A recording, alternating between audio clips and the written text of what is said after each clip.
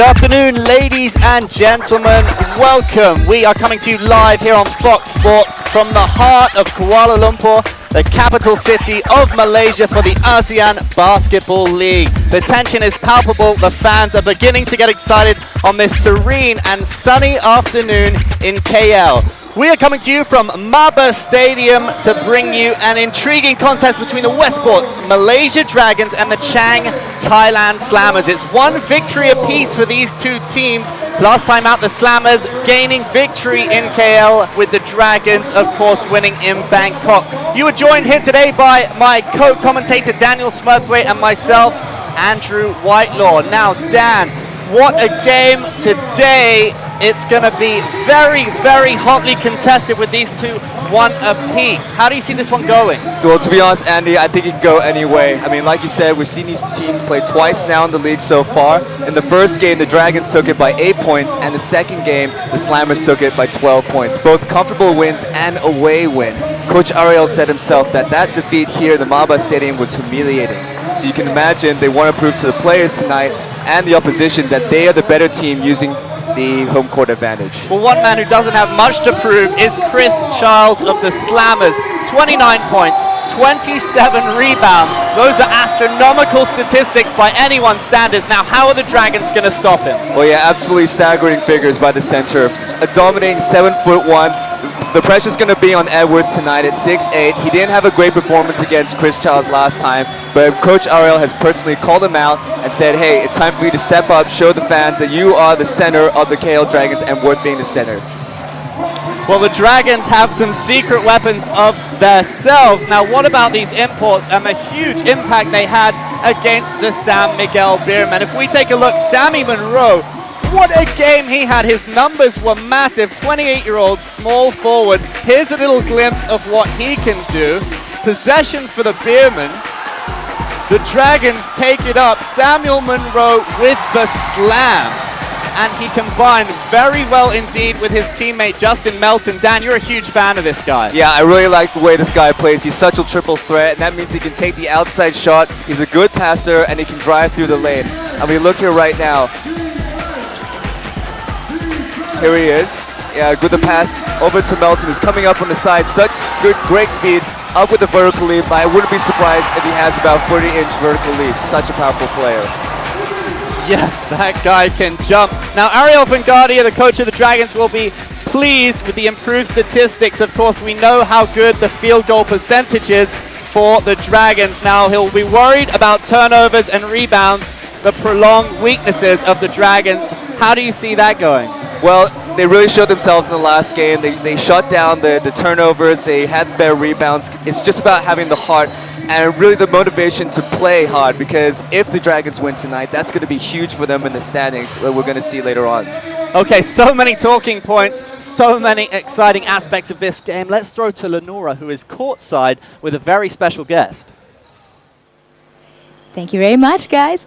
Now with me is the CEO of the ABL, Anthony Macri. How are you doing? Doing very well today. Thank you. And I understand we are actually having the national anthem being played at the moment. But I need to ask you, how's the environment before the national anthem and after the national anthem? Yeah, I think that, obviously this is my first time in MABA Stadium this year. I love what they do here in terms of fan engagement. It's a really great thing that they do for the fans of Malaysia Dragons, and I'm looking forward to a great game. Awesome. And there is something called the ABL's Hoops Festival. Can you tell us a bit more about that? Sure. So we're trying to create it as a celebration of both what we've accomplished so far in ASEAN in terms of basketball and the potential for basketball going in the future. So it's going to be a little bit of a mix of competition with sports entertainment. We're going to have some musical guests. We're going to have some celebrities. It's going to be a great experience, and we're going to really announce a lot of the details this coming week. So we're looking forward to it. Thank you very much, Anthony. Stay tuned for that. And we're going to take a short break. Stay with us. This is the ABL Season 4 on Fox Sports.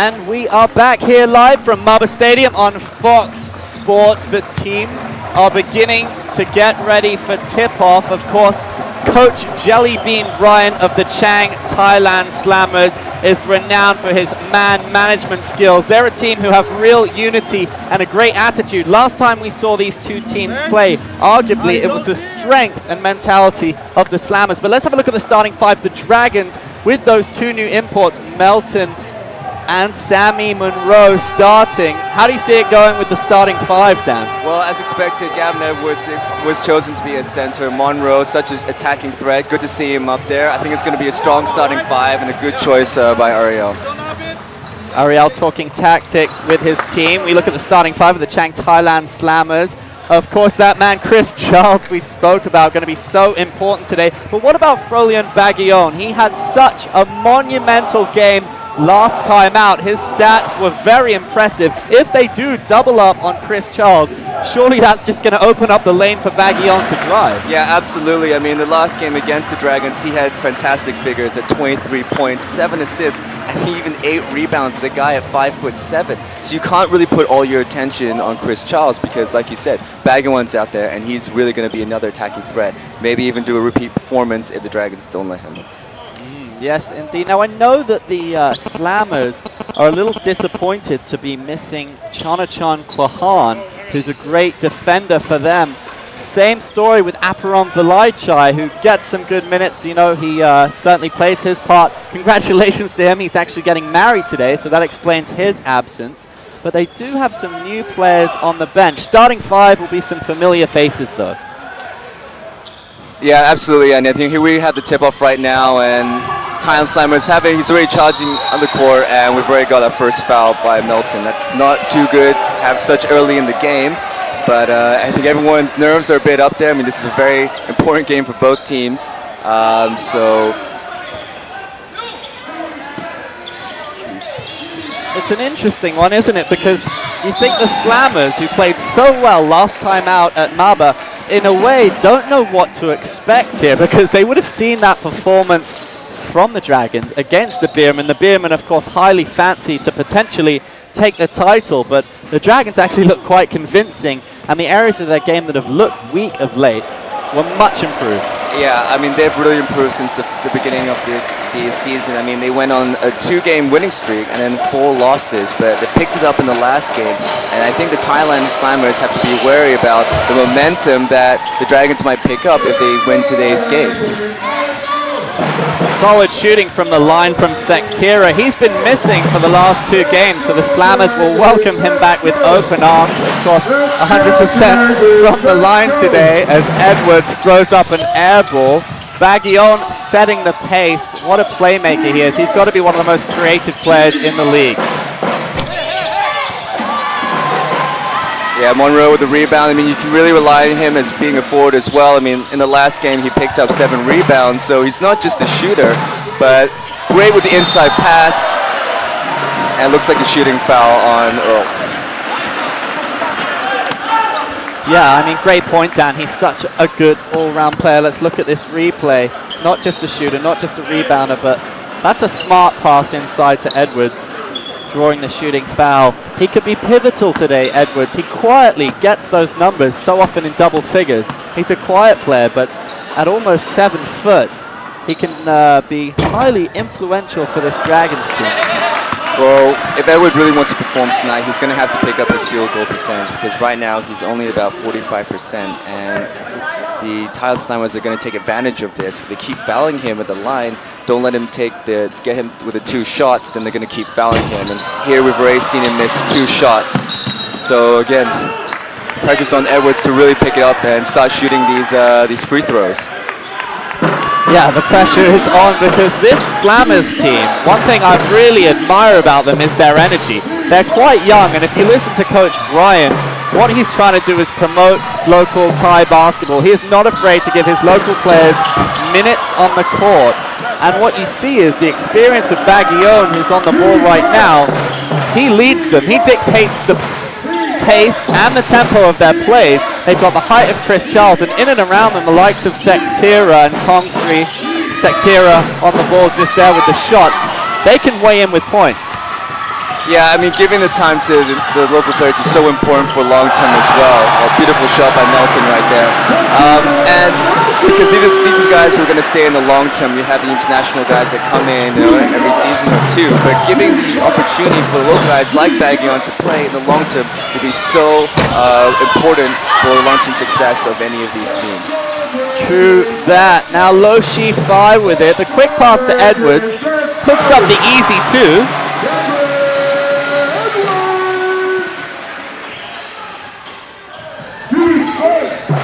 What we're seeing is Justin Melton matching up against his opposite number, but twice now we've seen that screen, first put up by Charles, then by Michael Earl to create that space, because Baguion can drive it like no other.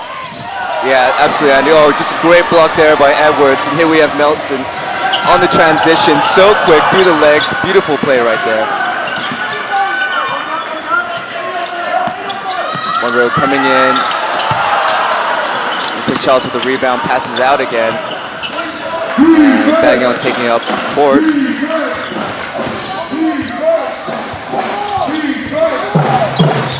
They're closing him down. Baguion giving him a double team, but he finds it out to Chris Charles. Kong Kum, rebounded by Samuel Monroe, linking with Justin Melton. We're going to see that all afternoon, folks.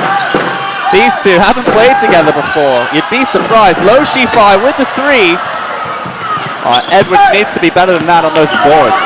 Yeah, I mean, that just really shows that Edwards got to put in more effort into his offensive rebounds because he was matched up against Baguion there. And although it was a lucky drop, Edwards really should have had the rebound on that one. Look at the replay. Michael Earl charging into Moala Tautua. Tautua's feet were firmly planted there.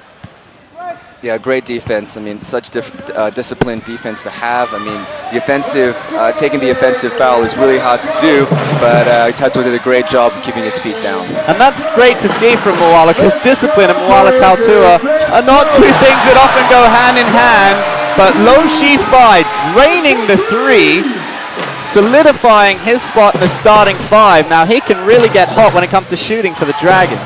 Yeah, we hope to see a standout performance from him tonight. I mean, he didn't have a great game against the Slammers last time with only 2 points, but already dropping the 3 is a great start for Lo Shi Fai.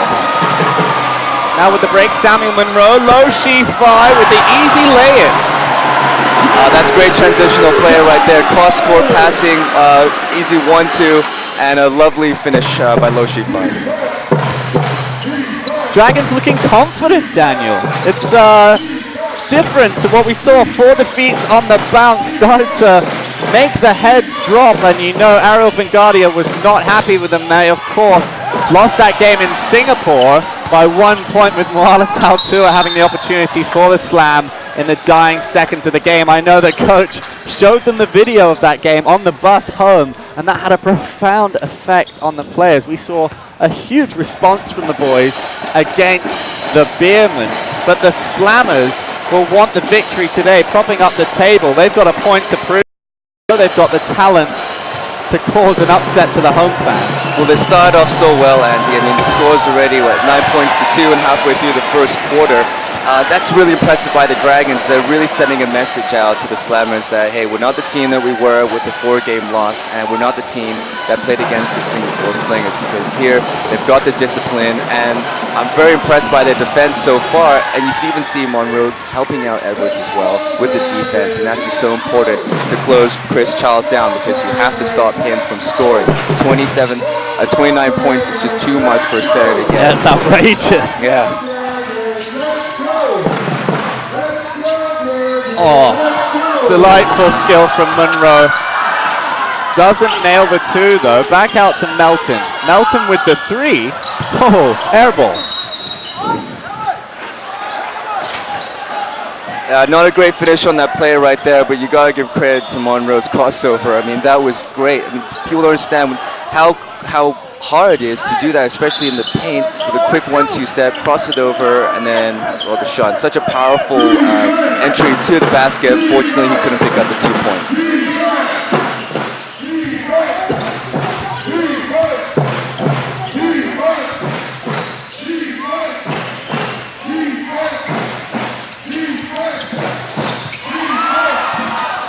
Edwards with the interception.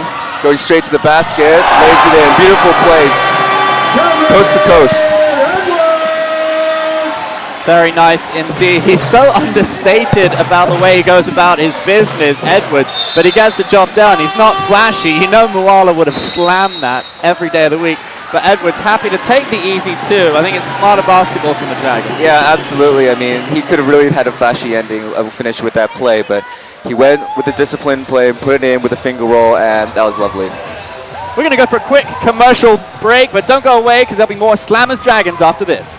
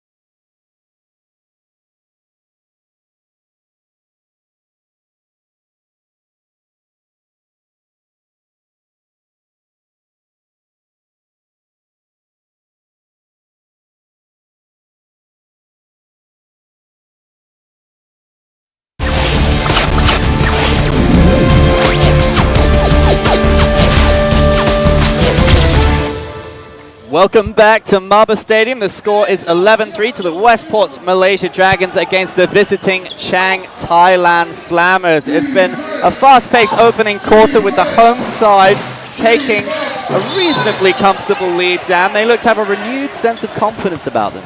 Yeah, and it's also about their defensive play. I mean, holding a team down to 3 points in the first quarter, I mean, well past the halfway point, is just fantastic, especially for the Dragons, who've always had a bit of a problem with their defensive rebounds and the defense. But tonight, so far, they're really showing what they're made of. Yes, they are early in the ball game, though it is. Samuel Monroe has it. He is matched up by Danai Konkung, but now Sektira takes care of Justin Melton, slips. Good movement in the lane from Melton, but it's with Monroe.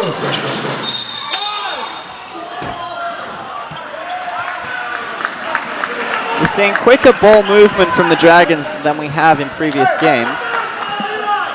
They concede possession on that play.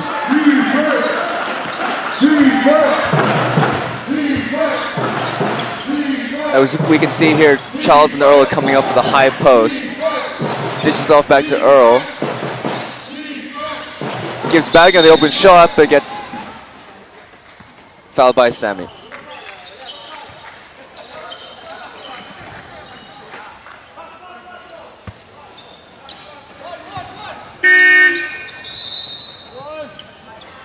So it looks like it'll just be an inbound pass. Bagyon did not get the shot off.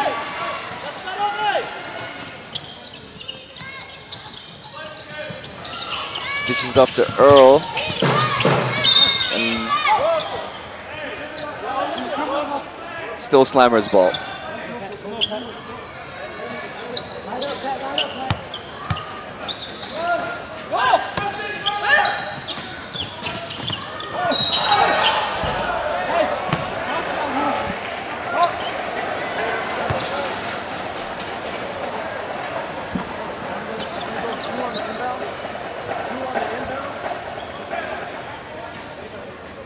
It will be Danai Konkung who goes to the line. The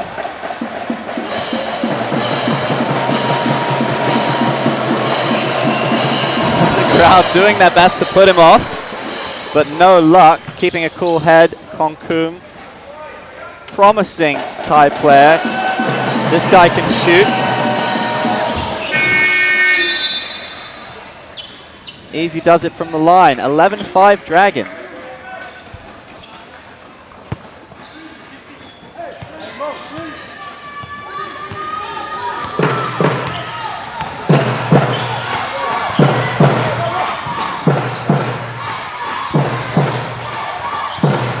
Munro drives in.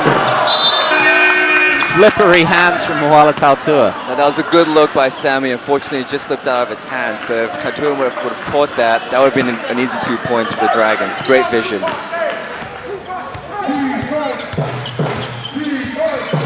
Coach Jellybean Brian barking out instructions from the sidelines.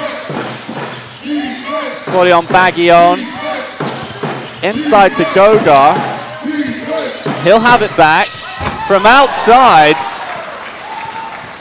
Great technique, wasn't it? Fantastic shot. I mean, so hard to do when you got a hand in your face, but with his leap right there, he managed to jump high enough, get the shot off, and shoot the 3. Patrick Kabahog with the fadeaway. Samuel Munro will retain possession for the home team. What a matchup that is. Baguillon against Munro. Munro drains the 3.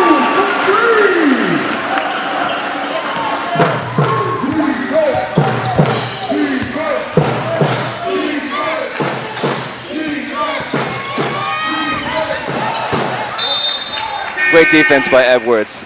Great block. Fortunately, ball has gone out, and it will be the Slammers' ball. So great rejection. That's what they want to see from Edwards. He's a good blocker.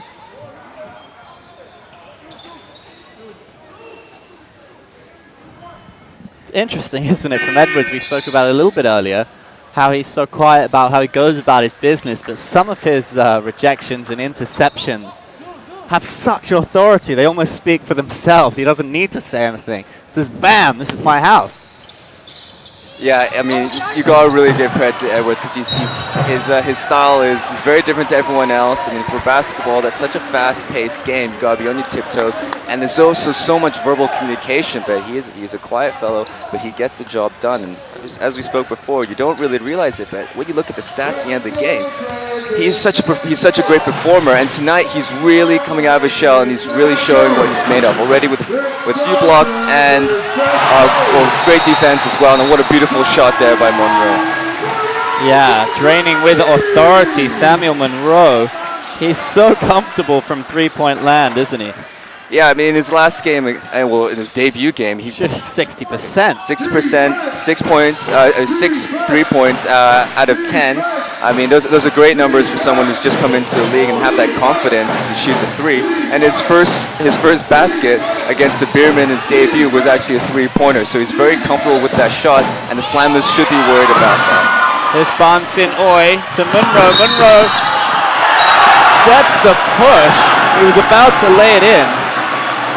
Oh, fantastic drive to the rim right there. Got the foul as well, so he's going to get the and-1. You notice both coaches have given a rest to their starting point guards. Number 7, Kanawat Lauku, came in for Frolion Baguillon to give him a bit of a rest. 32 years old, he wants to use him at the appropriate times. Similarly, Justin Melton will get a breather, while Bansin Oi, who's got plenty of experience, national team player, he can dictate the pace of the game. Doesn't score as many as Justin, but he can be influential when he wants to be. Opening up a bit of a lead now, the Dragons, 20-8 against the visitors. I know the coach wants to make a statement today, because if they lose this game, they'll be bottom of the table, but if they were to win, that's third place down. Yeah, and that's so important for the playoffs later on this season. I mean, you want to ride on this momentum they have. I mean, we are looking at a different Dragons team, and so far they've been really outperforming the Slammers. That was a cheeky 2 from Moala Tautua. You gotta love that one.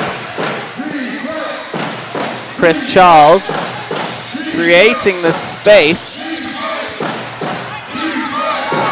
from outside. Now that was a very nice 3 indeed. Kanawat Lauku, the replacement point guard. He's a fresh face for the Slammers team. Yeah, such a smooth shot right there. I mean, he doesn't stand very tall, maybe about 5'7", and to get a shot like that, you have to have a lot of arc on it, and it was a silky smooth shot. Beautiful disguise on the pass from Samuel Munro there. Moala just got crowded out.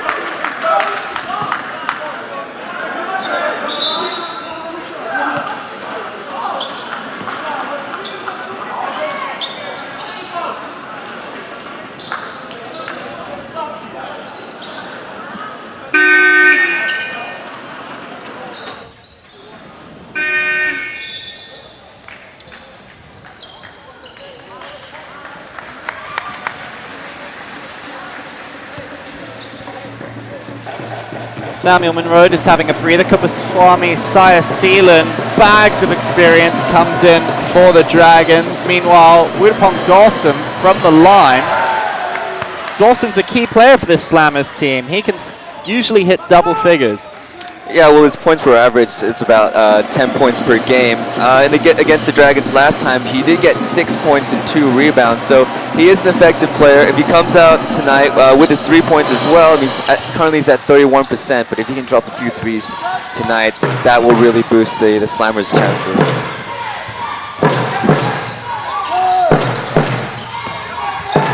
We have some experience on the court with Seelan. Fortunately, he stepped out of play. And it's going to go back to the Slammers' ball.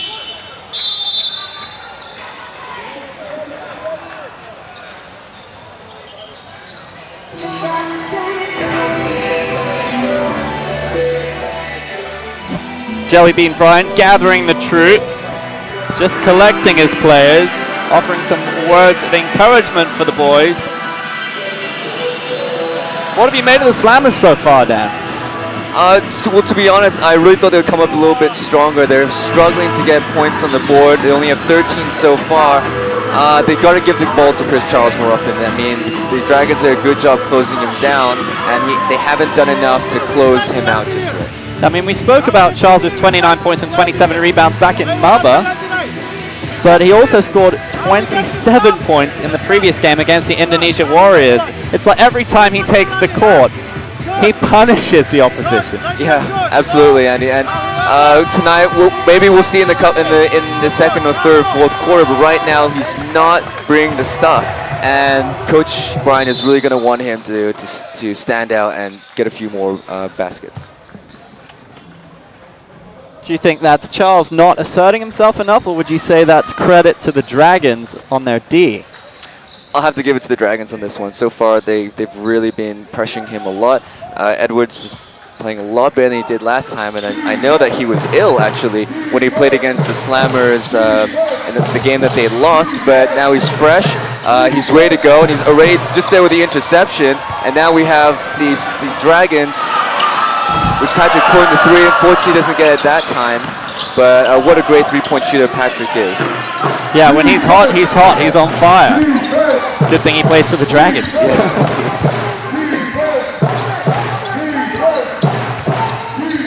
Similarly, we've seen him have some cold afternoons despite living so near to the equator as we do. He just needs to get in the zone. Against the Slammers last time, he did have a decent performance. Actually, he had one of the best performances in terms of the rest of the team with 14 points, 3 rebounds, and 3 steals. At the buzzer, the man himself with the Hollywood shot, Dan. Doesn't quite drain it. Yeah, unfortunately didn't get it that time. But like you said, Andy, sometimes he's hot, sometimes he's cold. And hopefully we'll see those baskets go in for the Dragons fans because he's more than capable of doing it. Well, we're going to be right back here at MABA after a very quick commercial break.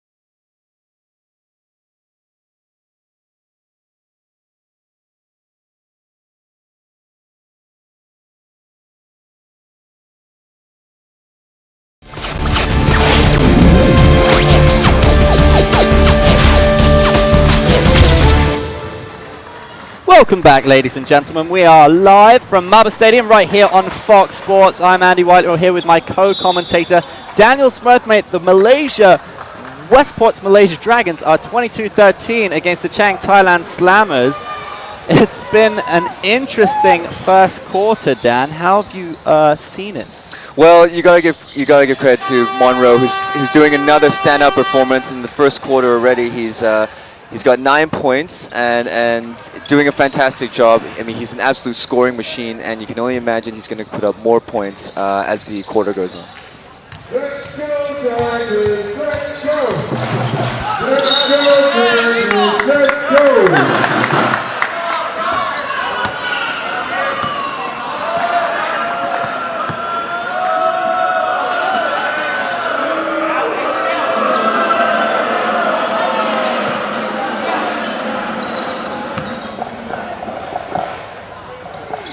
Ironically enough, the Dragons have 10 points from turnovers, and that was such an issue for them at the start of the season.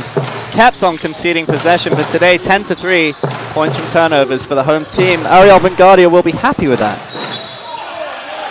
Yeah, definitely.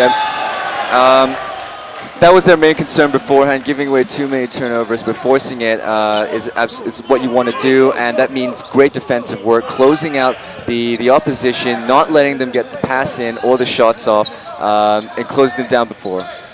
Well, we've got Lenora courtside with a bit of info. Lynn. Yeah, but so talking to assistant coach for the Chang Thailand Slammers, PJ, and he said they need to work on their defense. They aren't exactly executing their plays right, so they need to work on that. And in terms of fouls, 33, Mo Tatua and also Michael 45, they each have 2 fouls. Back to you guys. Thanks, Lynn. That's useful information. Muala Tautua, we've spoken about him.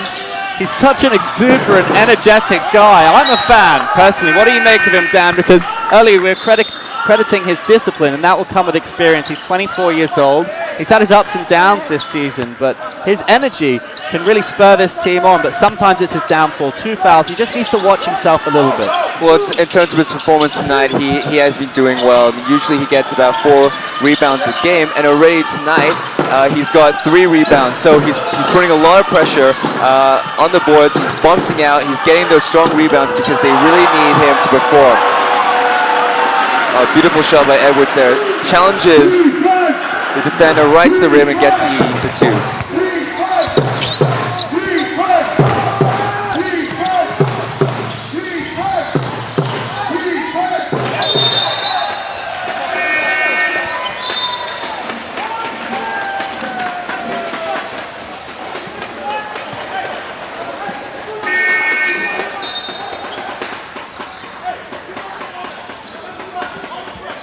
Rolion Bagyon back in for the Chang Thailand Slammers. Kanat Samaijai got some minutes on the court there. He looked promising, energetic, if not a little raw. 24 years old. He's another fresh face in the Slammers team, along, of course, with Kanawat Lautu.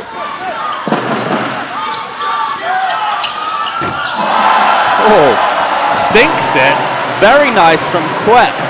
The score, 27-15 to the home side. They have been hot from three-point land today, Daniel. Yeah, absolutely. And what I want to point out is now they've got Guga and they've got Monroe on the court right now. These are 2 of the point guards that Ariel would like to. Whoa, what a rejection there by the Dragons.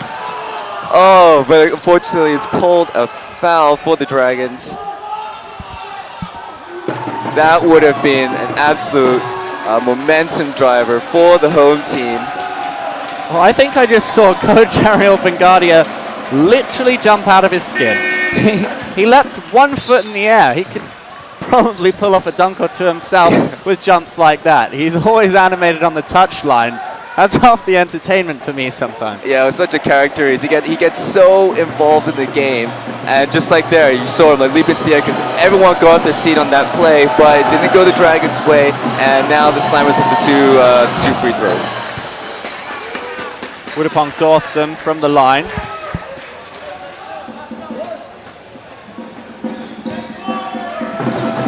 Slammers trying to claw their way back into this game. Dawson with a cool head. Andy, I really got to point out that if you look at Charles's numbers so far, he doesn't have a basket yet. and he's got 0 for 2, and that just shows how much of a great performance the Dragons are doing so far, closing him down. Meanwhile, Quet with the long 2. He's made an impact since his arrival in this basketball game. He looks fired up for this one, maybe trying to make a statement to coach saying, give me some more minutes on the court. Well, shots like that will definitely give him those kind of minutes. He's good defensive as well. He keeps penetrating to the rim and gets those shots around the elbows of the paint, then he should have no problems getting more minutes because he's a good local talent. We want to see more of that as well. And of course, it's for the long term. It's always great for these teams. Dragons can break. Creativity on the pass to Melton and the slam. Moala Tautua loves the jam, stuffing it deep down in the jam jar. I mean, that was a beautiful move straight from the start. What a fantastic pass by Monroe. Gives it to Melton. Not enough English on the spin with the on the backboard, but great finish by Tautua. Slams it down. He loves to do that, doesn't he? Yes, he does. Guga throws it up, the give and go. For a moment, Dan, I thought we were going to see a repeat of that alley-oop play, but point guard to point guard. Great stuff. Yeah, that would have really been the first, and what a sensational play that would have been. But I wasn't even sure if they were going to go with just for the alley-oop layup or the alley-oop dunk, because Melton can really get up there and slam it down. We've seen the levitation from Justin Melton once or twice in the previous game. I mean, 5'10", and this guy can dunk. Yeah, I saw him doing some windmills in practice earlier. I'd love to see him in a dunk contest one day, Andy. Well, you might just see it, Dan. There's an event coming up in Saigon in the coming weeks that we will hear about very shortly. But certainly, he's somebody I would love to see involved. And people love it when they're seeing a sub 6-footer in a dunk contest. I mean, in the NBA itself, we see lots of players like Spud Webb and a lot of the other under 6-footers, and they always pull up with some fantastic dunks. Nate Robinson, another one, he won it 3 times in a row. So we'd love to see if Melton get involved in that, because that always brings the crowd up. Chris Charles, some points on the board.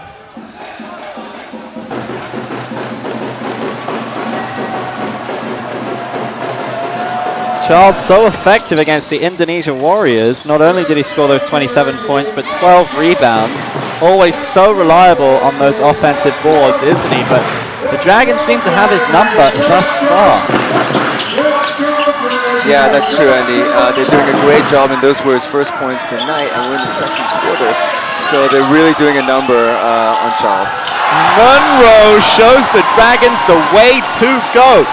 3 points. Delightful stuff from Sammy. Yeah, another great 3-pointer from Sammy. You can really trust him with the ball. Another player that has a triple threat, does the step back right there and drains another 3. Double trouble. Hello. Just replicates it.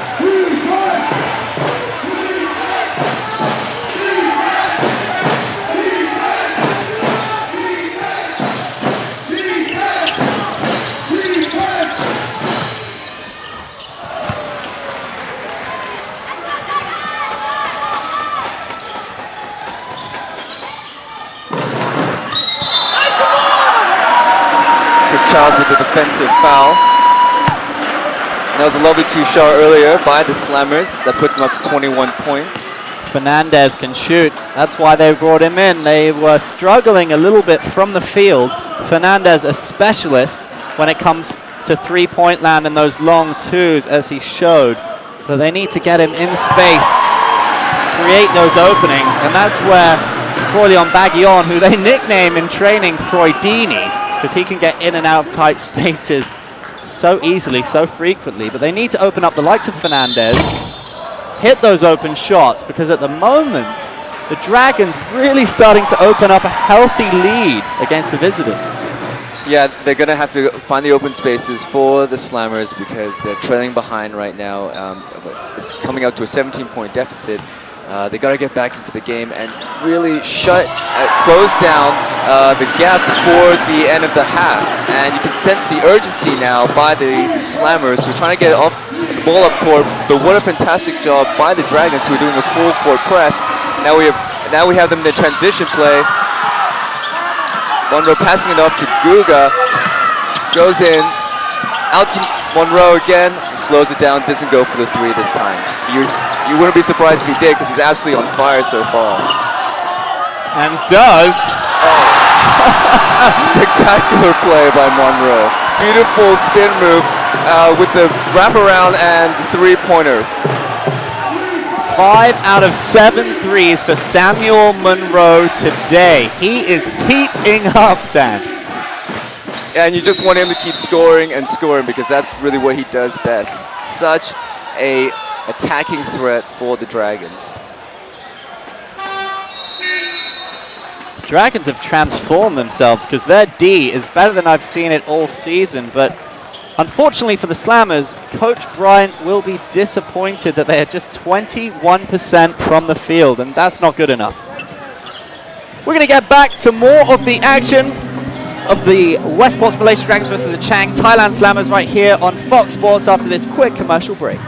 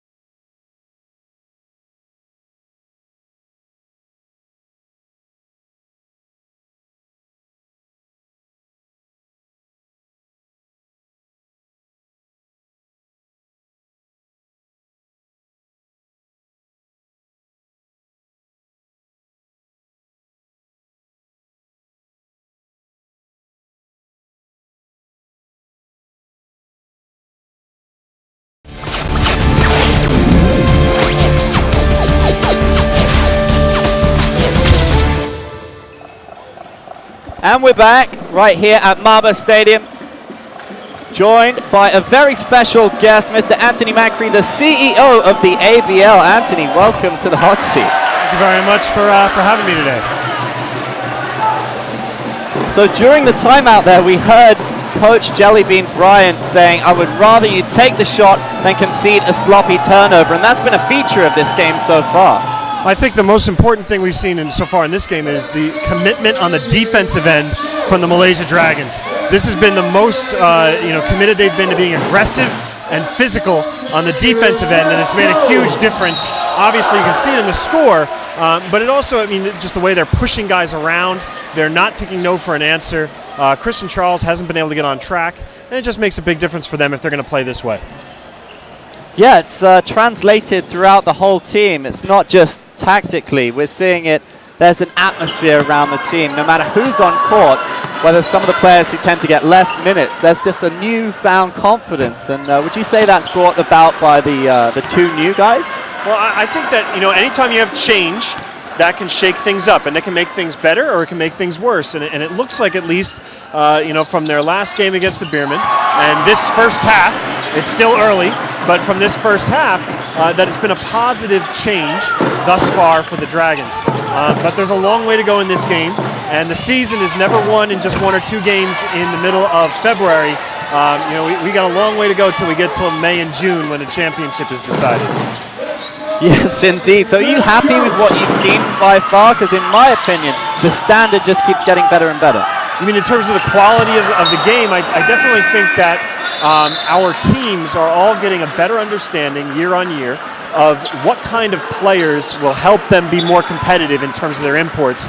And I also think that we're seeing a huge improvement in the play of locals on all of our squads. And, you know, that comes from, you know, people always ask, why do you have so many imports and it doesn't give a chance to the locals? In reality, I think it helps the locals. They're playing with better players on a regular basis. That's going to improve their quality of play. When you play with better players, you end up being better. And I think that we're seeing that come to fruition. If you look between, you know, season 1 to now, there is a huge difference. Well, I have to agree with you. If you look at the likes of Kwek and Lo Shi-Fai on court today, I mean, Shi-Fai can shoot, and when he's on fire, I mean, it translates from the other players. When the team's hot, he's hot. We see him on the ball now, put it up, misses that one. Edwards on it, but similarly with Kwek, he's taken 2 shots today, drained his 3, drained a long 2, and the confidence of the locals has been vastly improved. Yeah, it's impressive there. You know, you get you know, Sammy Monroe going right to the rim, and he's just able to finish. I mean, they're having their way with this Thailand team right now. But I think you're right. The most impressive thing maybe for to see it in terms of an evolution, as Christian Charles tries to go to work, but just getting physically handled. But in terms of an evolution for the league, if you watch season 1 film now, the imports would tend to pass the ball to one another. But now you're starting to see the imports trusting the locals and willing to involve them on a regular basis in offensive sets. And beyond that, in some cases, the locals becoming featured parts of offenses. And so, yeah, I definitely think there's been an improvement, and I think that'll continue over the next few years. Similarly, we've seen when teams are over-reliant on their imports, it can have a detrimental effect on the whole team. I mean, we know the star man is Chris Charles today, but being kept quiet, and you say if you're Jellybean Bryant, you're going to ask everybody else needs to fill in, step up with those points, because if the big man's not going to do it, people need to step up. Well, you know, they're collapsing right now on Christian Charles. They're making it impossible for him to breathe, basically anywhere inside the paint. You know, I just looking out on the court right now, and I know they're going through a replay here, but if you just look at the way the guys are holding themselves on the free throw line, Christian Charles, we're 2 minutes and 27 seconds away from the half, and Christian Charles is tired. And you can see him just, you know, bent over, holding his shorts. He's exhausted, and what's going to need to happen for the Slammers to be successful is he has to be able to, they have to be able to find other guys on the perimeter, and that's got to happen on a regular basis. Yes, sir. Michael Earl from the line. It's a healthy lead, though, for the Dragons. It's going to take something special for the Slammers to get back into this. Now, someone special is Foyleon Baggion. We know that he can open the lock, but there's just no space in the lane for him. Yeah, that's definitely the case. They've done a really good job of. What a pass! I mean.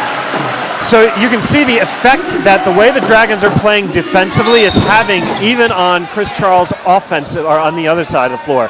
He's not really finding any kind of flow on the offensive side, and that's making it tough for him to assert himself on the defensive side. So like you said, they're really packing the lane. They're making it very hard for the Slammers to operate in the lane, and without hitting outside jumpers, they're just going to have a very tough time competing in this game. Nice to see Edwards with the slam there. Daniel, you're a huge fan of your dunks. Tell us a little bit more about this event in Saigon, because the dunk competition, I can't wait for that. Yeah, well, we're looking forward to it. What we're trying to do with the ABL Hoops Festival is to bring together you know, a celebration of basketball within the region. We want to showcase what our league is all about and what the talent that we have in our league. And we're going to combine it with a little bit of musical entertainment as well. And so it'll be a slam dunk contest. There'll be a 3-point shootout. We're going to have a live concert going on in between the different rounds of competition. And I think that we're going to see the fans in Saigon really get supportive behind it. And we're looking forward to it. Great stuff. I can't wait. How are they going to select who steps up for the dunk contest? In terms of actually making selections, we always want to pass the buck to our teams and let them make their decisions. So the teams will each have their own kind of mini nomination process, however they want to do it. Maybe they do a little team competition. We're going to try and have one competitor from each team in both the slam dunk and the 3-point shootout, and go from there. We'll see how it works out. We got a replay of Samuel Monroe here. And Chris Charles showing his displeasure. I think the Slammers starting to show a bit of frustration. They're notorious for their positive attitude and getting fired up and sometimes digging deep to find that extra, maybe what they don't have technically, they have in heart. And that's how they actually beat the Dragons, in my opinion, last time. We saw them basically bumping each other and pushing each other around to get themselves fired up, and that translated to the court when they stepped on. I think that when you see the Malaysia Dragons in previous games, they would be a team that would take a lead. They'd be up 12, they'd be up 14, they'd be up 16, and they'd relax. And right now you're seeing them not relax, but instead take their foot and step on the throat of this Thailand Slammers team. And whether or not the Slammers can respond is going to be the story of the second half, I think. Brutal. It's not been a good start here, but that's why they play two halves. And the Slammers team is capable of putting up points in a hurry. So I would not count them out yet. That's what professional basketball is, a game of runs, and I'm certain that we're going to see a run out of the Slammers at some point here. How do you see the physical battle today? Because notoriously the Dragons are not the biggest basketball team in the league, but aside from Chris Charles, you're looking around the Slammers and you don't see a lot of size and height in there. No, and I think that the Dragons have played much more physical in this game than they've played in previous games. They're willing to mix it up on the physical side. Part of that comes from just the confidence they're getting, I think, from their performance on the offensive end. See them being able to share the basketball, being willing to give the ball to different guys. You just see now they're all a little bit more physical on both sides. I think that both coaches, in this case Joe Jellybean Bryant, I think challenged his team to be a little bit more physical coming out of that last huddle.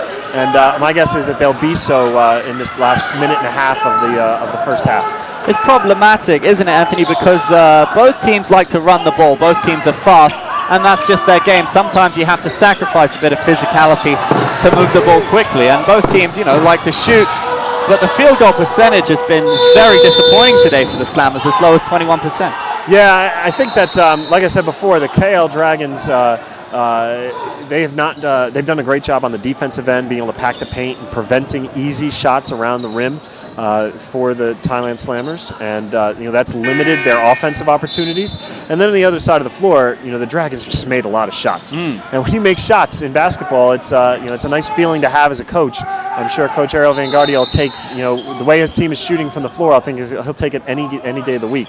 Obviously, as we see here, there's a little bit of consternation about a misplaced horn during the action, I think. Coach Bryant not pleased about the horn going off.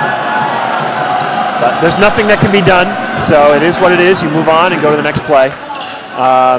I think that the Dragons have to be happy with the way they've played defensively. That's translated onto the offensive end. It helps that Sammy Monroe had his own little three-point competition in the middle of that second quarter. And when guys are going to play like that, it's going to be very hard to stop. Yes, sir. Well, when they're hot, they back themselves. But in previous games, they haven't been able to get into that zone. But this newfound confidence has translated to the players across the board. Yeah. And Melton is a great, he's obviously, I think that they've got confidence. I think they had confidence before, but it was a situation where, obviously guys were not playing to their best ability, and sometimes all it takes is just to shake the drink, if you know what I mean. I don't think that there's anyone that would argue that, Cedric Bozeman is, not as good of a player, for example, as Sammy Monroe. Cedric Bozeman is one heck of a basketball player. But sometimes you just get that shake-up and it makes a big difference. I have to say, to me, it looks like Justin Melton and Samuel Monroe have been playing together for years, but speaking to them after the game, they've never played together. No, basketball is a great sport from the perspective that guys are used to playing on different teams with different bodies, and it really doesn't take, as much as people want to say, it takes guys a long time to get used to things. It really doesn't take all that long, in my experience, if you've got good players who are unselfish and are willing to do what it takes to win. And it seems like these guys are willing to do whatever it takes to win. And that will go a long way. And in the case of the Dragons, obviously it's shown dividends so far in these two games they've played together. Yes, sir. Seeing a bit of the on-court entertainment while both coaches gather the boys in. Coach Bryant will be having words with his Slammers. Meanwhile, Ariel will probably be encouraged. Yeah, he will be. It's very difficult in basketball because, you know, obviously you've got a 40-minute game, you've got 4 10-minute quarters. To keep the level of intensity that the Dragons have had so far, it's difficult to keep that for all 40 minutes. And so the challenge for Coach Van Guardia now is to, really get his players to understand it's not just about what the score is right now, but it's about getting better every minute that we're on the floor. Can we get better today so that when we play our next game, we're more prepared than we were before this game? And you don't want to take any steps back. On the opposite end of the spectrum, for Coach Bryant, there's a famous saying in coaching, there is no such thing as a 20-point shot. And so he's got to tell his players, look, we only have to go this one possession at a time. We need one score, we need one stop. Then we come down again, we need one score, we need one stop. They don't need anything more than that. That's all they've got to look for, and they've got 20 more minutes to do it after this half ends. That's a great point. I noticed him putting Fernandez in, notorious three-point shooter. Looks like they're going a little isolation here. We'll rise up from Baggion, get into the lane. So Baggion usually does the facilitating, but in that case they had him as a wing option and tried to get him to be the quick guy coming off action from an attacked position on the wing. And obviously I got him a foul and a trip to the line.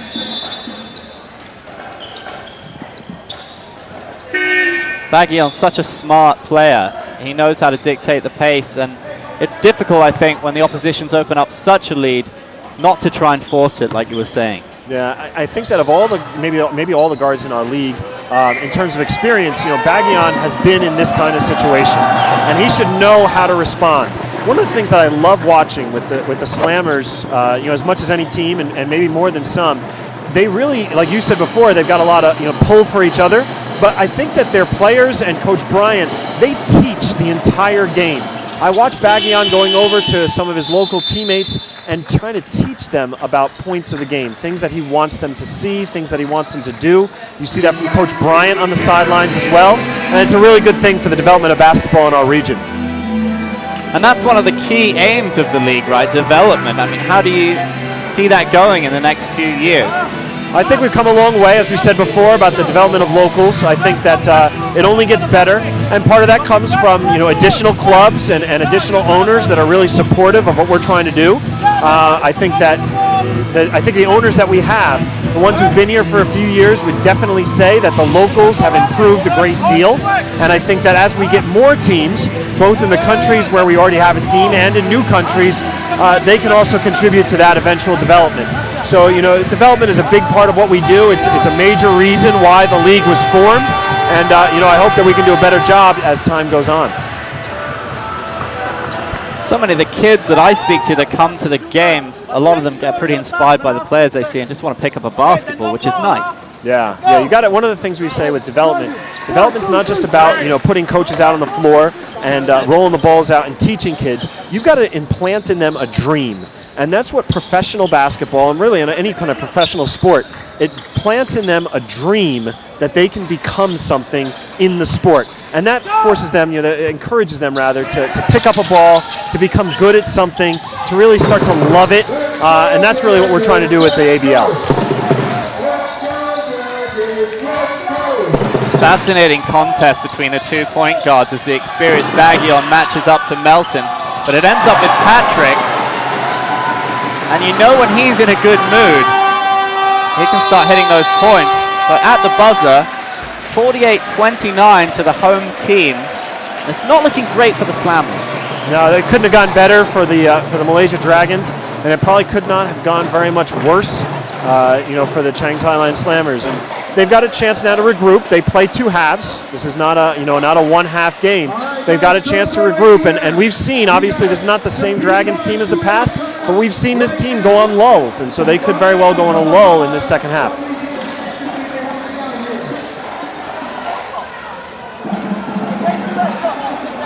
Let's chat to Lenora on the sidelines. Lynn.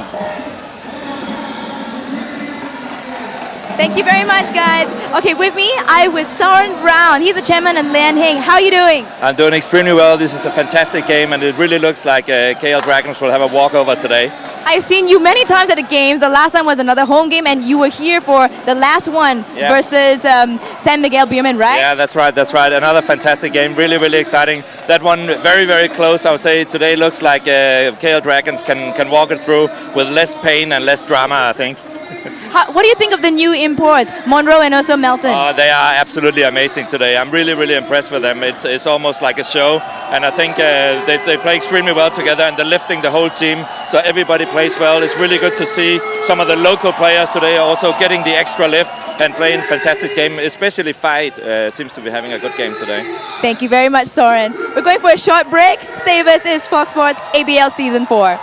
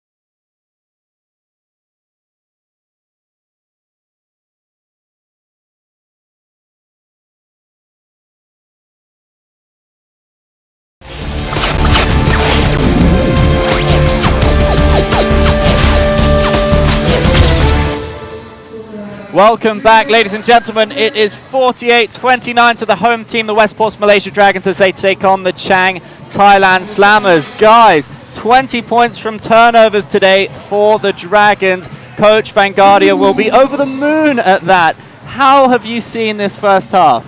It's absolutely outstanding performance by the Dragons. I mean, they're really taking it to the Slammers. You have to say the Slammers should pick up a little bit more. They're not getting that much threes or outside shooting. They're relying too much on the inside in the paint shooting. And right now we're seeing they've made 1 3 out of 3 attempts, and that is just not good enough for the Slammers. Is this the most dominant performance you've seen from the Dragons this season?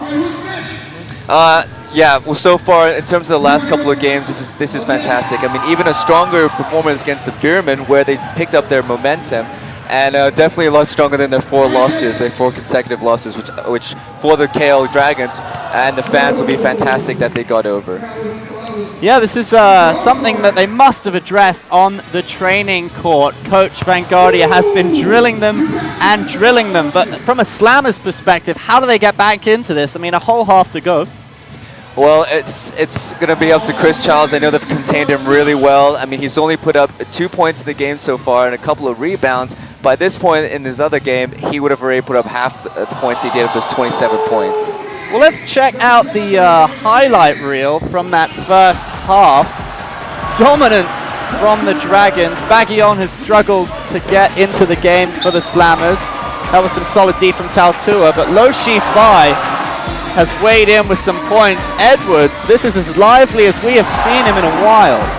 Yeah, I mean, Coach Ariel did call him out at the beginning of the game, and he wanted Edwards to step up against Chris Childs, and what a great job he's done so far. Really closing down and getting the points in there, too. Samuel Monroe from way downtown, he loves it. Today he is in the zone, firing them off at will. And the Slammers with little reply. Widapong Dorsum, I mean, that's a simple lay-in as one of their highlights. Yeah, they're just going to find a way to get through the pressure of the Dragons. They're coming out strong, and even on the transition play, they're so great. Look at, I mean, that was a great rejection. Unfortunately for the Dragons, it was called a foul, but that's really sending a message to the Slammers that they're going to make it real difficult for them to get any of those points. We saw the link-up between Justin Melton and Samuel Monroe, with Moala Tautua finishing the playoff with the stuff. The range of passing from Monroe has been delightful. Meanwhile, the Slammers have struggled to hold him down. Yeah, that's a fantastic highlight right there. I mean, beautiful spin and the long 2-pointer, but beautiful swish by Monroe. Here is the man Magic Monroe on the ball, driving in, passing it off, and a loose ball. The difficulty seeming to be for the Slammers when they do try and lock down Monroe. Space opens up, and the likes of Kwek have come in, and Lo Shi Fai, and contributed for points. Yeah, they contributed really well, and they're both shooting more than they usually do. Their averages, they're doing a good job. Great local talent. We love seeing when the locals come out and really dominating. As Anthony was saying before, it's great to see in the long term and learning from the international players and just improving them game by game, and that's what we want to see. Well, last time out, of course, the Slammers went back to Bangkok with an exceptional victory. It struck me as a very competitive league this time out. 6 teams. How do we see it going in the next couple of seasons? I mean, anybody can win any given Sunday, as they say. So where is it going to go in the next couple of years for you? Do we see more teams added in to get more competitive? Oh, I definitely think so. You know, I think one of the things we have to look for is the ability to add new teams that have the same kind of vision that our current teams have for the development of basketball and sports entertainment in the region. You know, and that means new teams in new places. It means, you know, the potential for some countries to add a second team. And I think that, you know, it's a matter of finding the right partners to do it. One of the biggest problems that some leagues face is, you know, the ownership needs to all be on the same page in order to get to where you want to go. And so, you know, one of my most important jobs in leadership and in spearheading where the ABL is going is recruiting, you know, finding, identifying, recruiting, and then signing on new teams that are willing to do what it takes, you know, to provide a top-notch basketball product here in ASEAN. Okay, great stuff. Well, let's get back to it after this quick commercial break.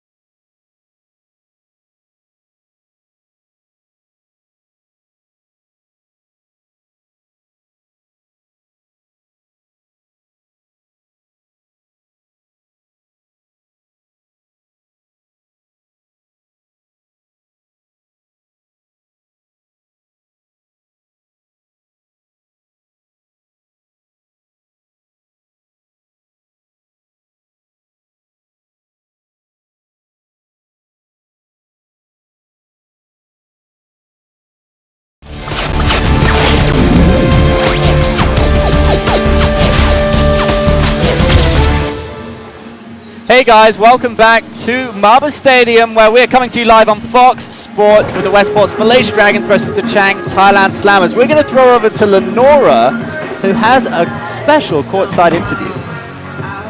Hey guys, I'm with Coach Era for the KL Dragons. Now Coach, your team is doing very well. 20 points from turnovers. And Chris Charles, he had 27 rebounds the last time, but you have closed him down to just 5 rebounds. What are you doing right for your team? That's the challenge for us. You know, you cannot have again another 27 rebound, or else we don't have a chance of winning this.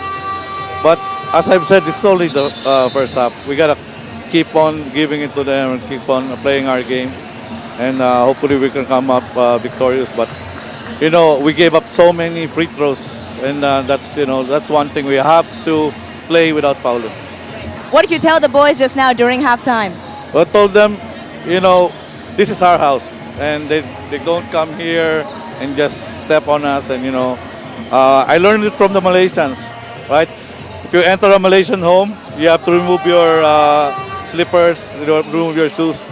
So why welcome Thailand and just with a dirty feet, right? Right. I gotta ask you something. Your imports, Melton and Monroe, how do you think they're providing a good influence for the local players in your team? Because aren't you scared? Well, some people are scared that they're gonna overshadow the local players. They're a good complement to them, and you know they're good role players too. Melton, if he's getting doubled, he will assist, and you know, he helps us in practice also. Like the locals learn from them in practice, guarding them. So it's a team effort. Thank you very much, Coach. Thank you, guys. Back to you. Thanks, Lynn. Great stuff there. Coach sending a very strong message about how he felt about that defeat last time out to the Slammers, guys. Yeah, absolutely. I mean, it was humiliating. That's what he said. But you know, despite what Coach Arlo just said right there, he does have a lot of respect for Coach Brian. I mean, he really respects that he has such an international background, where he's coached in the WNBA, in the Japanese league as well, and the ABA in the States. So a lot of respect to him there, and even for the development of the league, he really likes it, the addition for Coach Brian. And also speaking about the imports and their impact with the local players, it's hard not to show some love to Samuel Monroe. I mean, what a performance today, 19 points. And Anthony, you just told me an incredible stat. You got to repeat that. Well, it's not, it's just amazing when you think about the fact that Samuel Monroe has hit 4 3-pointers in this game, which is one more that he's made than the entire Slammers team has attempted. And that just tells a little bit of a story of the game in terms of the kind of shots that the Dragons are getting, the kind of shots that they want, and the kind of shots that the Slammers are getting, which are not the ones they're looking for. Chris Charles finally getting some joy out of Gavin Edwards. Edwards could have been a little bit more robust, seemed to give up on it, and Charles capitalized. Now they need a bit of luck in the paint if they're going to get back into this and cut down this quite sizable lead for the Dragons. Yeah, well, you really can sense the urgency from the Slammers now, especially Christian Charles. He knows that he's not performing up to his standard, and the fans know it as well, that he's got to pick it up, because he's got only 5 rebounds so far in the first half, and how he's going to match his other performance of 27 rebounds. We're going to see it tonight, but in basketball, you never know what's going to happen, and with a coach like Bryant, anything can happen in this league. So we might even see a turn of events with the Slammers this half.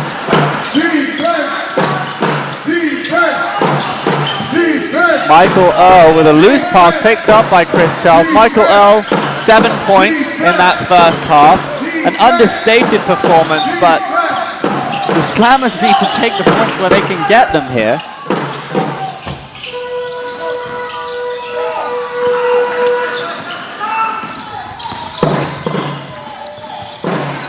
Justin Melton with the long 2, rebounding his own shot, but it's loose, and Frolion Baguillon picks it up. Oh, Sammy Monroe almost picking it out. Let's Laukul with the score, 50-33. Now, the Dragons fans really starting to enjoy themselves. There were some sad faces around MABA after that 4 defeats in a row. Of course, they lost their first 2 at home. but the atmosphere has really picked up these past couple of games. Anthony, what would you say to those fans out there who may be watching at home, but maybe haven't made the trip down to MABA yet? I think that, there are a number of teams in our league that do a fantastic job of engaging the fans who come out and support the team live. And, in MABA and the Malaysia Dragons, as we see an offensive foul. Personally, I'm not so certain about that call. We can talk about the officiating in a minute, but I don't know that I would have made that one. But, either way, in terms of the way that they engage their fans, you've got a situation here where they do everything they can, the Malaysia Dragons general manager's office, and to really, present a high quality, first class in-game experience. And so, if you're just watching the game on television, you have no idea what it's like to actually be down here and see the game live and kind of get a feel of being around the crowd. And it's something you can only experience. So I hope that some fans come out and see these games live, because it's definitely worth the trip. Yeah, I had a couple of friends over from sunny England who caught the Beerman game last week, and colour them converted every game now. It's hilarious. They can't stop talking about it. But I suppose it helps when the team you're going for wins, eh? It definitely helps when a team wins, but the most important thing for most fans, is that the game is competitive. It's got to be a game where the teams obviously are matched up well. The score here might be a 19-point difference, but these two teams definitely belong on the same floor with one another. And because you're in an indoor stadium, the volume is amplified. And you definitely have a feeling that you're part of a really big crowd, and you get kind of that spirited feel as Christian Charles able to get another score inside, definitely asserting himself here to start the second half. But you definitely get that feel from being indoors. For a lot of fans, and I'm sure there are a number of fans of soccer, of football, that are watching this broadcast, and they've never quite been to an indoor sporting event like this. It really does feel like a lot more people are here than there are, and it just ends up being a tremendous experience. And one new implementation this season, which I've liked, has been the YouTube coverage. You can watch the games on YouTube, which is great for those who don't want to brave the sun or the rain and get out to MABA. You can catch it online, and we're getting thousands of people subscribing to that, so that's great for the league, I think. Absolutely. YouTube.com/ABL. We're broadcasting every game live around the world.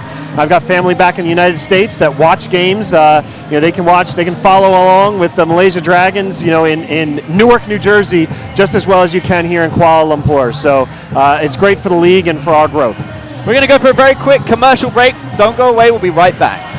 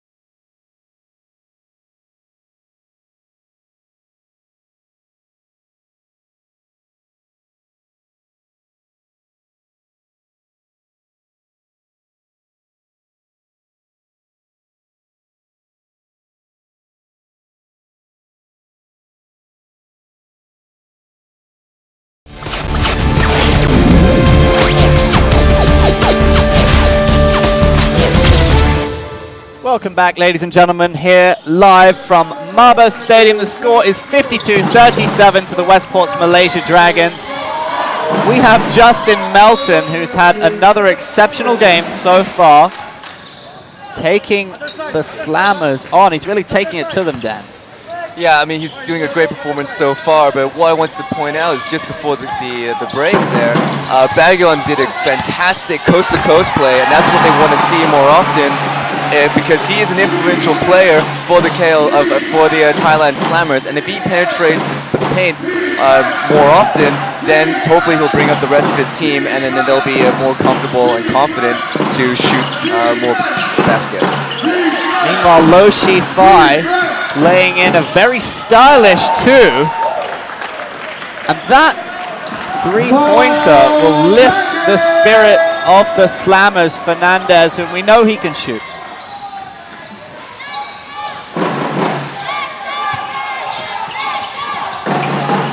Low Shi-Fi out to Monroe. Monroe so hot from three-point land today, but Chris Charles finally showing some authority with those defensive boards. It'll be Fernandez again with it, with the 3-pointer. Not so fortunate with that one.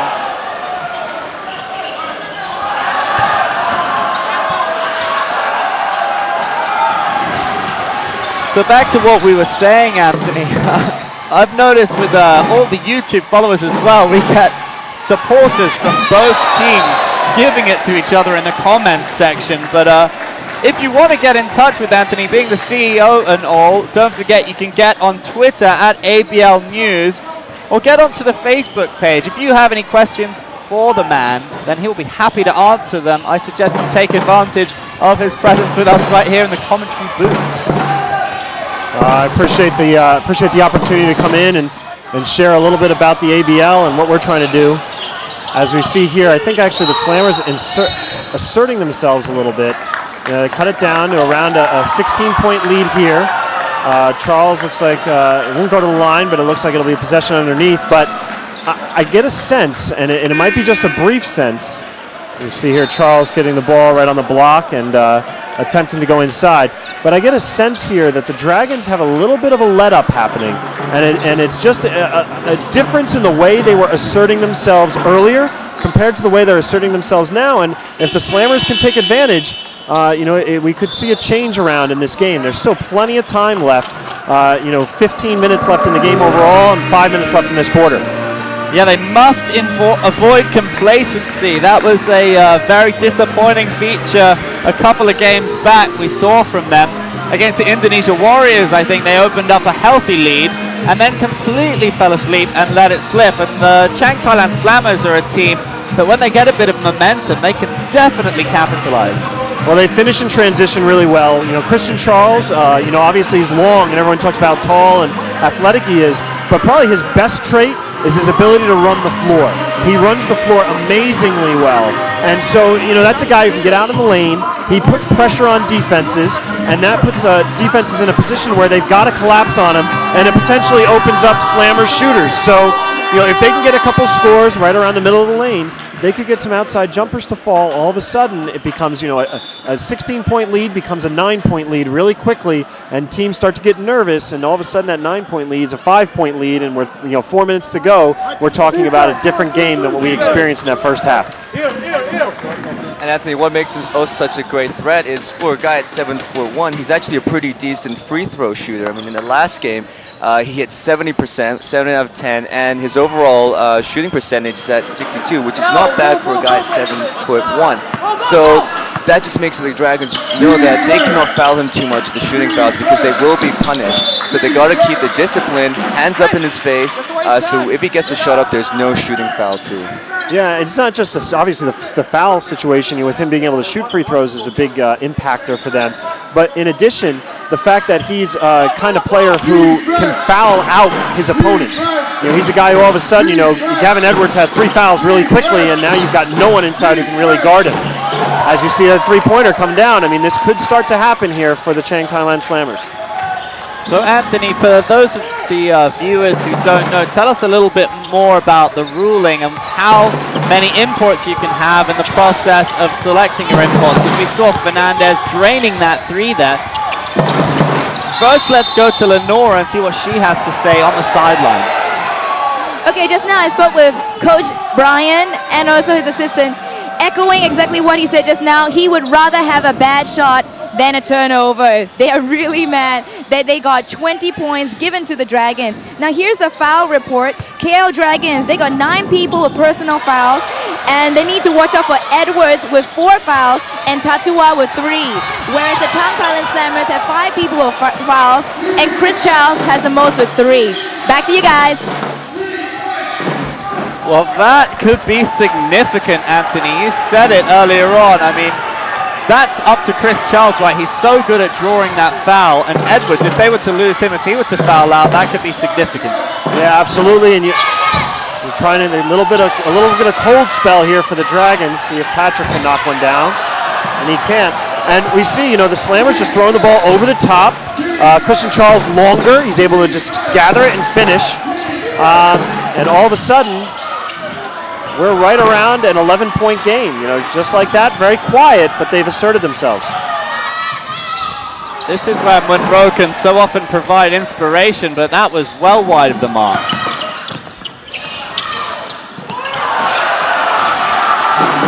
Turned over, Patrick Kabahog with the easy lay-in.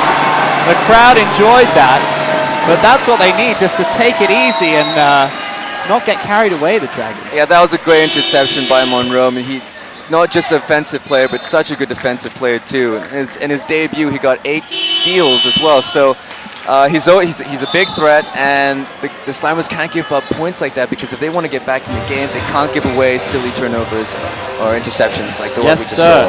So let's get very quickly back to what we were saying with the ruling on imports, because the field goal percentage, and especially from three-point land, the Slammers weren't looking too good. They brought Fernandez in, who's a specialist shooter. He's drained 2 threes today. So how do they go about the imports? What's the story with that for those who don't know? Well, from a rules perspective, each team is allowed 2 world imports. Those are imports from outside of the ASEAN region. And each team is allowed up to 3 ASEAN imports, and those are players that possess a passport from somewhere in ASEAN, but not the home country. And the rest of their roster must be filled with locals. With one of their locals is the ability to have a heritage player, and that's a player as a local, who has one of his parents being born in this country that he's playing in, but not necessarily him being born in that country. So a little bit of a relaxed rule there. And so we see teams taking advantage of different parts of those rules in order to form their rosters. And in our case, each of the teams is responsible for their own roster creation. So they have a general manager, they've got a player personnel guy who goes out scouting, looking for the kind of talent that will help them to be as good as they can be. And then builds their roster from there based mainly around what do my locals have, and then how do I fill in imports around what can complement my locals. Great stuff as Bart matches up Baggion, 2 very experienced players, both of which have played for their national teams. Now that was inventive from the Slammers, just a little too high for Michael Earl. Now you can see they're making a concerted effort to attack the rim up high, because the Dragons simply don't have a ton of size on the floor right now, and the size they do have is not necessarily the most athletic size. So they're trying to throw the ball up and give their athletes a chance to go up and get it. Seeing Lee Wei in possession now. He's on court, perhaps to match up Chris Charles with his size, of course missing Gavin Edwards. Oh, that was sloppy from the Slammers. They call that footsteps. Someone heard or watched Malala Tatua tracking him down, and as we see it here, he knows Tatua is timing up his jump and did not want to get swallowed up there. Just lost the ball off of his hand.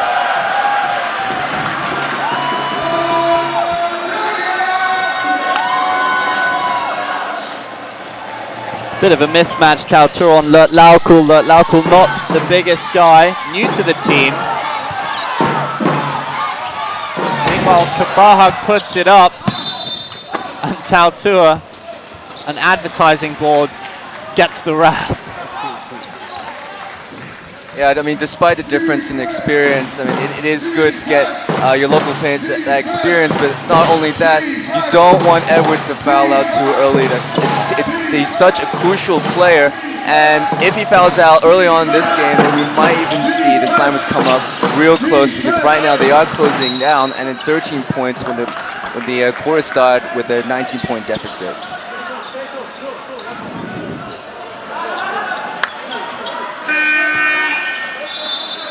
Just for fans at home, maybe watching basketball, maybe it's your first time, or you're not a huge basketball fan, you should know that a 13-point lead with 1 minute and 50 seconds left in the third quarter is an eternity, and anything can happen in this game.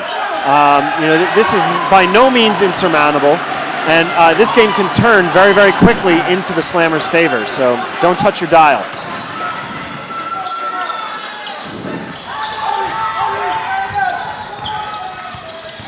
And Anthony, just on that subject, when the KL Dragons were doing their 4-game consecutive losing streak, in their game against the Indonesia Warriors, that's exactly what happened. They got too complacent. They were about 12 points ahead of the Warriors, and in the fourth quarter, the Warriors came back so strong. So I totally believe you that this you can't say it's the end of the game just now because it's still early on. It is like an eternity. We still got another quarter to go. Well, we had a game last year in the ABL. This tells you the way that basketball goes. As we see Melton pull up, fail to knock it down, but the offensive rebound for the Dragons. We had a game last year in the ABL where the Saigon Heat were taking on the Indonesia Warriors, and there was less than 2 minutes left with the Warriors up 10. Saigon came back and won the game in regulation. So, it's definitely possible, and it happens constantly in this game. It's a game of runs, and you never know when one is going to happen. How do you guys think the Dragons are feeling Edwards' presence on the bench and not on the court? Coach Ariel's going to have to be smart about how he uses him here. Well, I don't think they need to force the plays. I mean, there's less than 1 minute in the clock right now. It's going to give enough time for Edwards to take a breather, just keep composed, let the ball flow. Do not force the shots. Just let the time run out until the next quarter. Baguillon from outside. Leeway up against Charles. John Ung coming out with it. Now Melton. And that will please the Dragons, I think. Leeway going up against Charles, taking the open shot.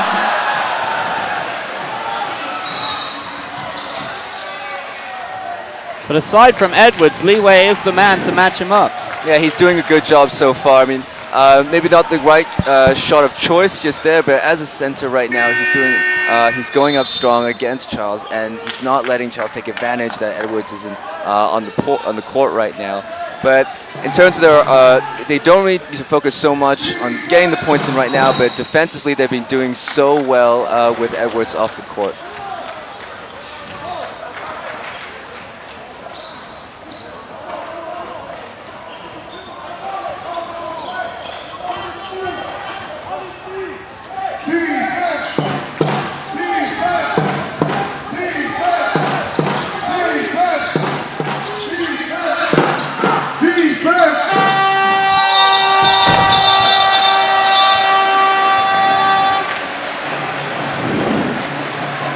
Andy, that actually was a great play right there. Unfortunately, the Slammers ran out of time.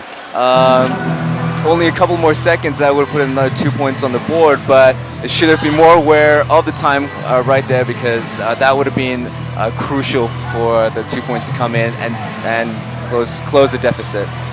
Okay, well, we're going to get right back to it after this commercial break. Don't go away.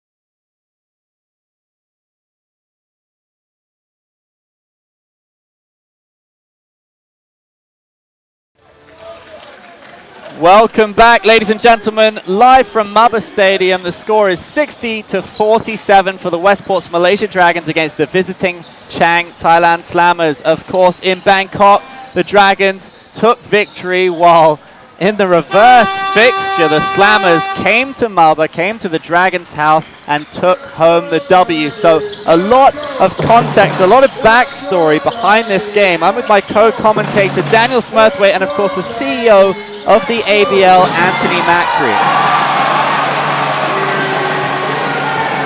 A lovely player right there, Andy. I just wanted to point out that in terms of Melton's stats right now, he's not actually putting anywhere near the kind of points he was in his debut. Right now he only has 3 points, but of course he got those 19 against the Beerman last time. But that shouldn't discount that his presence on court creates a lot of space because he's so good at driving to the paint and dishing the ball off like we just saw in that previous play. Well, in some respects, maybe Dragons fans can take that as a positive because they're not having to rely so heavily on Justin Melton. Because when he had to step his game up against the Beerman, yeah, he delivered the points and assists. But you get the sense today that the Dragons are getting more points across the board from some of the players who don't usually get so many minutes on court. Yeah, absolutely. I mean, we're seeing a good distribution of points here. We've got Edwards as well with 9 points and Shifailo with 4 points at the moment, but that's already taken above his average. Really happy with Quake's performance too at 6 points, and usually he only has an average of about 1.5 points a game. So we are seeing a distribution of scorers here, and that's important for team chemistry because that means more ball movement and less one-man charging to the basket. So Folion Baguillon, one of the star men for the Slammers, so often so effective, has been a little bit quiet today. He's 61% from the line, a holding foul being called for the Slammers. Now Anthony, how do you see the officiating? Because I think it's much improved from what it was last season, and if you read the Facebook pages and the Twitter, this is something that across the board in all sports, this gets fans very angry and this gets them talking. I mean, how do you find the standard now? Well, I definitely think that there's been improvement, and that's to be expected. You know, just as we see an improvement in our local players. The shot went up there, but a shot clock violation. Just as we saw an improvement in our local players, I think that we've seen an improvement in our officials as they've kind of gotten used to the level of play in the ABL and the quality of play. But, you know, let's get back to that first. We're going to talk to Lenora on the sidelines. Hey guys, wow, foul report is crazy over here. The KL Dragons have 11 people with personal fouls, and of course they got to watch out for Edwards, still with 4, and he's on the bench. Oh wait, no. Yes, he's on the bench, and Tatua with 3. Coach was actually saying to the boys, don't foul the game. Coach Brian is taking it step by step, and he's trying to work on at least a 10-point gap. Not what they're having right now. He's not too happy that the clock didn't stop for Guga's foul either. And they have 5 people still with fouls. Chris Charles with the most at 3. Back to you guys. Well, it's very interesting subplot to the game. Sorry to interrupt you there, Anthony. Please carry on with that point you were making about the referees. I mean, I think they definitely have improved over the last few years, but ultimately it doesn't matter what level of basketball that you're in. When a referee makes a call, you're going to have a group of fans that don't like it, and you're going to have a group of fans that are okay with it. And it's going to be for any call, anytime, anywhere in basketball. And, you know, you can watch an NBA game and get plenty of fans as Google lines up but goes long on a 3. You have plenty of fans who, you know, complain about the officiating at the NBA level. They complain about it in EuroLeague basketball.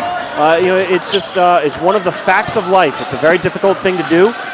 With that said, we are working and committed to the development of our officials. You know, we brought in a former NBA official in Riel Benaria, who is our coordinator for basketball operations this year, and he's working with our officials to ensure a high standard and to continue to work on their development. So, you know, it's one more way in which we hope that the league can get better over the next few years. Onwards and upwards. Folion Baguillon trying to claw this one back, leading by example for the Slammers. It can change so quickly now. We spoke about that subplot. Thanks for that, Lynn. Edwards and Tautua must watch themselves. Edwards especially is not far from foul trouble. Coach has chosen to throw him in. He's had a bit of a breather. He's feeling fresh. Yeah, I mean, it's good to have him fresh on the floor. He won't be too sloppy with his defense now, and what we don't want to see is him giving up any silly fouls. If he does give those away, we can really see a huge change in performance by the Slammers if Edwards gets fouled out. But he has to play smart, get a few of the boards in, and play some smart opposition as well. Ruthless D from Chris Charles, but it's turned over. Guga, the captain, in possession, throws, swings it out to Melton. Inside now, Edwards matches up against Charles, but is penalized.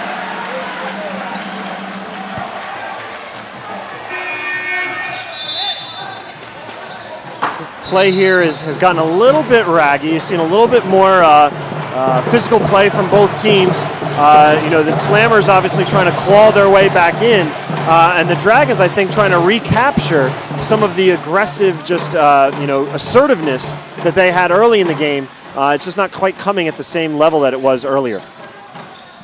Yeah, we really are seeing shades of the first quarter right now. It's good to see that aggression back, because even though they do have a big lead, it's not as big as what they did in the first half by 19. So it's closing up, and they're realizing, okay, they're getting a little bit closer, and that's always the danger about getting too many points too early on in the game. And I just had to stop myself because I just saw a wild shot from Samuel Monroe. That's a collector's item, ladies and gentlemen.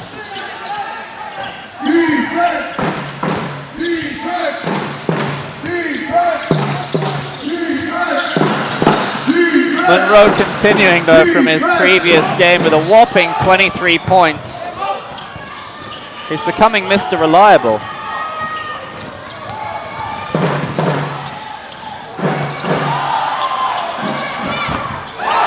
Addy, I love that play right there. I mean, Melton did exactly what point guards need to do. They just charge down court, draw in the defender, and then dish it out to an open shooter, and that just makes it easier for a shooter like Monroe to hit it off the backboard and go in. Beautiful play.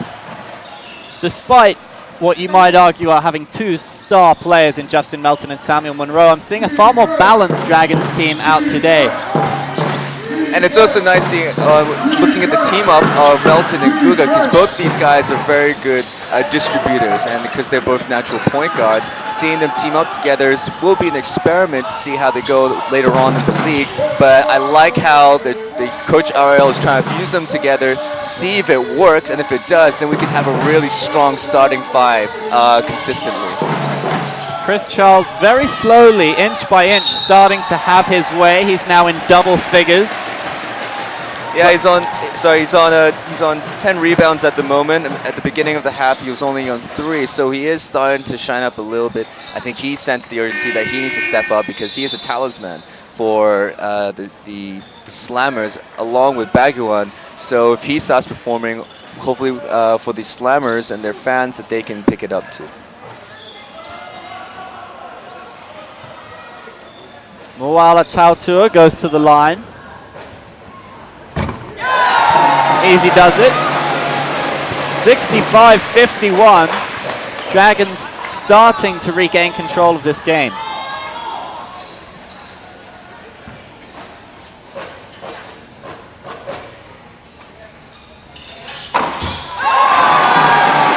You gotta love that when the crowd goes deathly silent. Now they're picking back up again.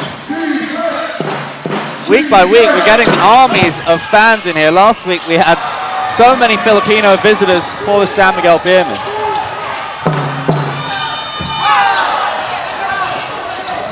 Eddie, I just wanted to point out that I think Tatua is also playing really well tonight. He's already on 10 points. And he's got 9 rebounds. He's actually the top rebounder out of the Dragons right now. I mean, we always see that he's such an energetic player, but tonight you can tell that he's not as frantic. He's controlling it. He's applying this energy into smarter basketball, and I think that just comes with playing with the team and maturing as a player, because he is a young guy, and he's really showing what he's made of tonight. You said it, Dan. Maturity. I think that's the answer. But that was a sweet 3. That will lift them.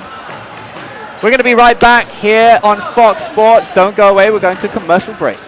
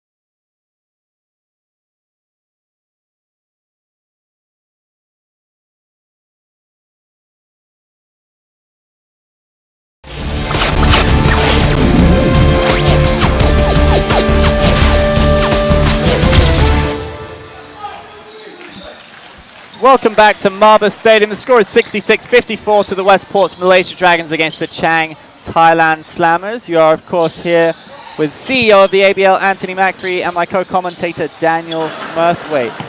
Now, Anthony, for any Dragons fans who want to make the trip to Saigon, just summarize for us a little bit more about the Hoops Festival in March coming up. Sure, yeah, it'll be March 15th, 16th, and 17th there in Ho Chi Minh City in Vietnam. And, the plan is for us to have 3 ABL games, all 6 teams then in attendance. And you see a nice pull-up there from Sammy Monroe.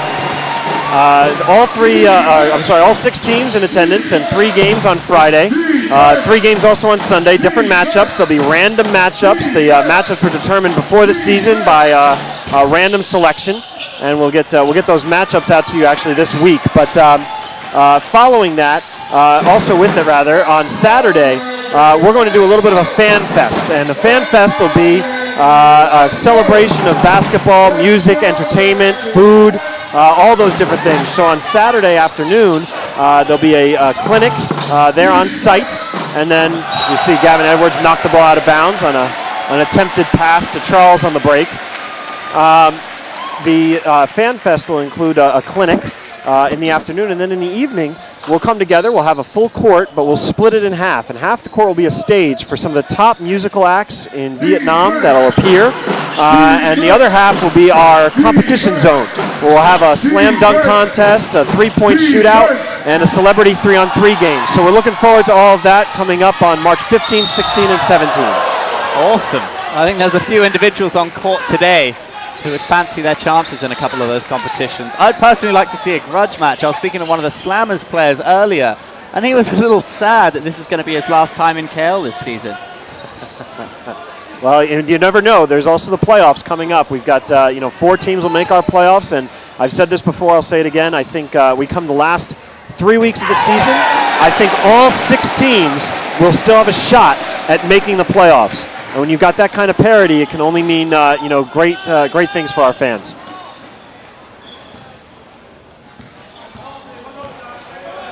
Gavin Edwards at the line, again, quietly racking those points up.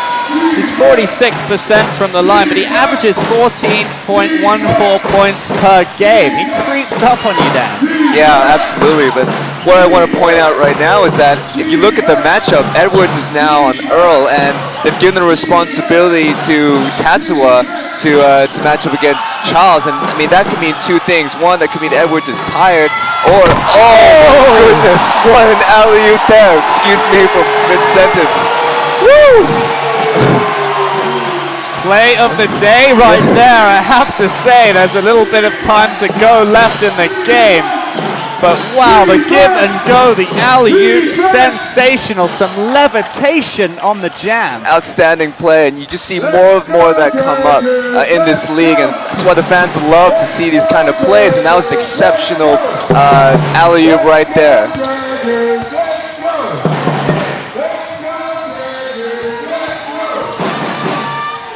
Edwards with the fadeaway, no good. But Moala's always there, isn't he? Always, so yeah. energetic.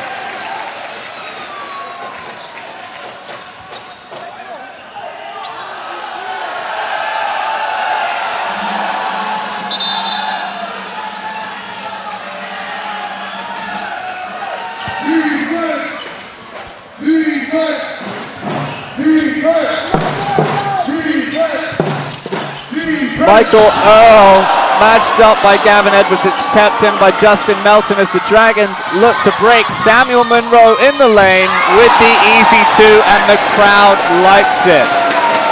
So, Anthony Macri, CEO of the ABL, it's been a pleasure to have you with us today, sir, in the commentary booth. Anything to say, any parting words for the ABL fans? I just hope that we continue to grow. We'll grow the league. We're going to work very hard to make sure that this is, it's already, I think, the best basketball league in our region, and we're going to work hard to make it, on par with the best basketball leagues in the world. And we're doing that all for the fans here in ASEAN. So we're looking forward to some great things to come.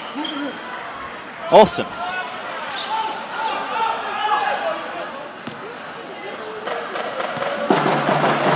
we have Charles at the line, the main man for the Slammers. Pretty decent from the line usually, Dan. Yeah, usually not too much tonight. I think he's just a little frustrated with himself and his lack of performance, because he was such a key guy against the Dragons last time they played. Making 1 of 2 there. Was that a pun, Dan? Key guy?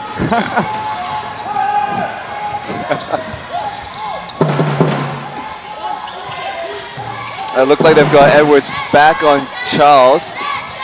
So strong to the rim. Fantastic play. Really showing his strength there.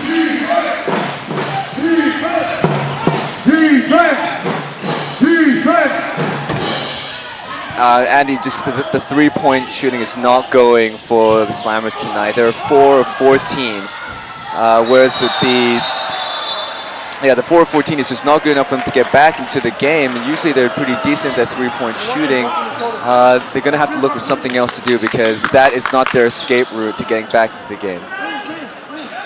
Yeah, that'll be disappointing, but I'll tell you what, Coach Bryant, knowing him and his usual advice to the players, he'll tell them to keep taking their shots. If they're not going in, they're not going in. There's nothing you can do, but I think he'd be more disappointed if that was affecting their confidence to take the open shots.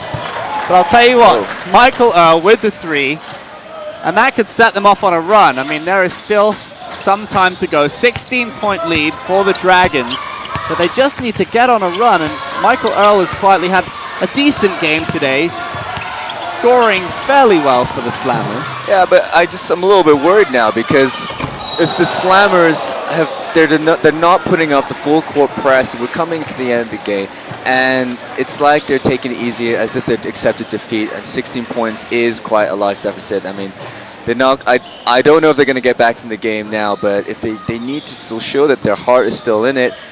Match up man-to-man, put the defense, force the turnovers, and then get the get some points on the transition plays.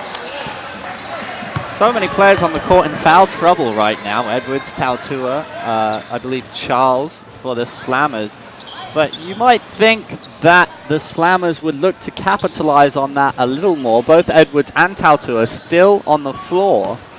Now Charles, as we've spoken about previously, is good at drawing those fouls, but I guess you got to credit the Dragons for keeping their discipline in that respect. Yeah, I definitely give credit to Charles. I mean, if you do, judging by how much the Dragons have, the fouls they have, he's done a pretty good job. But what was an expectation of his supporting players to draw the fouls as well, because he was so close to getting Edwards and Monroe out of the game, even Tatua. Can you imagine if they got those 3 out earlier on? This game would have been completely different. But 17-point gap is a big ask, and he's already taken off. Coach Bryan has already taken off his starting players, and I think he's giving his supporting cast just a bit more playing time and experience. Yeah, well, both teams, whether win or lose, have to look forward to the next game, because these games are coming thick and fast, as Melton with the one-handed lay-in in the lane. Yeah, so much spring right there. Great 2-pointer. I mean, they're not slowing down. It's like they're really sending a message, not just to the Slammers for like, this is our home, this is our territory, but to the rest of the league that, hey, the Dragons are coming. Yes, they were 5th for a while with their 4-game losing streak, but with this win, they'll come up to 2nd, to 3rd. So this is very important for the Dragons to let the other teams know we're not an easy team to beat. Yes, certainly sending a message that'll be starting to get some consistency with 2 W's on the bounce. But Coach Jellybean Bryan is an animated figure on the court right now. He's remonstrating with the officials, but that kind of conflicts with the fact that he's taken off his star players. What do you make of that? I mean, it's good that he's playing his youngsters, playing the local players, but at the same time that sends a little bit of a negative message, doesn't it, that maybe he's given up on this game? Oh, you can tell he's so frustrated. He's all the way up to the officials. He's talking to the main official right now. He's obviously not happy with a few of the calls that have happened tonight. He's really expressing his distaste in some of these decisions, but I think that just summarizes his thoughts of the game and just the whole team in general. What do the Slammers take away from this? What do they take back to Bangkok? What are the positives and negatives? What do they want to work on? Well, I guess they're just not taking enough. They weren't taking enough shots this game. They didn't have enough open plays, and you know, I won't discredit how the Slammers have played tonight, but you have to hand it to the Dragons for really stepping up, performing. There's such an offense tonight that it was just a very difficult job for the Slammers to take him out.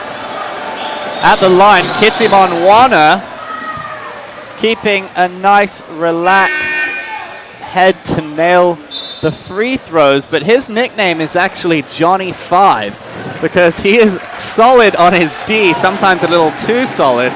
So Johnny 5 fouls is what they call him in the locker room, which I'm a fan of that. Oh, here we've got C-Line coming up with the free throws. Always nice to have some experience on the court. He's been in the league for a long time now, and having experience on the court at the end of the game just reminds all the young players that, hey, listen, I know we've got the win. It's very exciting, but you know that doesn't mean that we should get ahead of ourselves. It's about being composed, taking it slow, slowing the play down, and just letting the clock run, because that's what's most important right now. Yeah, it's nice to see Seelan getting some points on the board as well. I mean, he spoke about his experience. He's played many years for the Malaysian national team, but he's such an important figure in the locker room as well as on court. He's not scoring as well as he was last season. I mean, his strength is three-point shooting, and they haven't been going down for him this season, but the example he sets from the young players is invaluable. Yeah, absolutely. You know, even though he might be not scoring as much, he can. When they still go back for timeouts, he could have that same input or that great input that an experienced player would have as someone who's been playing with the Malaysian team, has lots of experience. So it's important to have guys like him on the team to share that kind of knowledge. 81-63 here at MABA Stadium. Sektira for the Slammers puts up the layup. It's no good. The clock winding down, just 25 seconds left here at MABA. The Dragons looking forward to their second victory in a row on their home court. Yeah, you can just see like Ban was getting a bit too excited there. He wanted to have a flashy block. There's only 25 seconds to go, and you know, you just plant your feet, put your hands up, and you'd be surprised how effective that is anyway. Just getting your hand into the face of your opponent instead of going for the big block, and just making sure you don't give away those shooting fouls as well.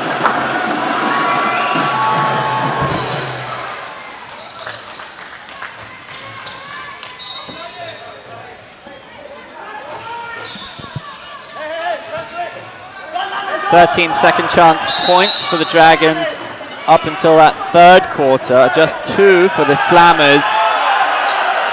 And it's getting a bit feisty on court here.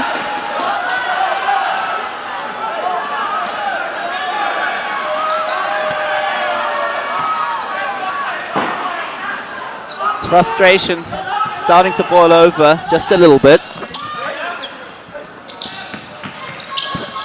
Von Sin Oi. Out to Kwek. Kwek gets an arm to the face from Sektira. Oh, Kom, sorry. Yeah, it's getting a little physical out there. The Slammers obviously not happy with their performance. I mean, if you just look at the steals, I mean, you got to give credit to the Dragons. They came out with 14 steals tonight, and the Slammers only came out with 4, so that shows a lot about giving the ball away, these unforced errors. I mean, or just the Dragons pressuring so well, so they're going to be really happy with their performance tonight. Both teams been getting in each other's faces. The team fouls have really racked up, Dan. Yeah, and to be honest, it's come more from the Dragons side, so I think that's why the Slammers aren't very happy. The Slammers are getting so physical. They have double the team fouls that the Slammers have. And that can always, disrupt the flow of play, and I think that's really getting into the heads of the Slammers. Konkum will go to the line.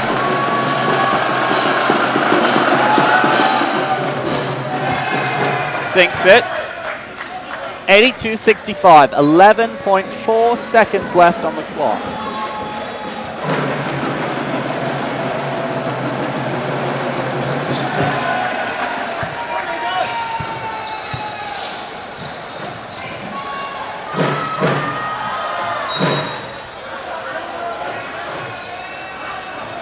I think the Dragons just really need to slow it down right now. I don't think that was the best option for Guga to do.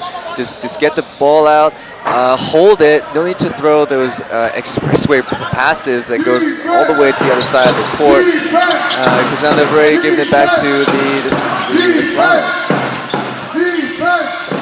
I think Coach Arya would like to see some discipline, but at the same time, this is an opportunity for a flash photo finish.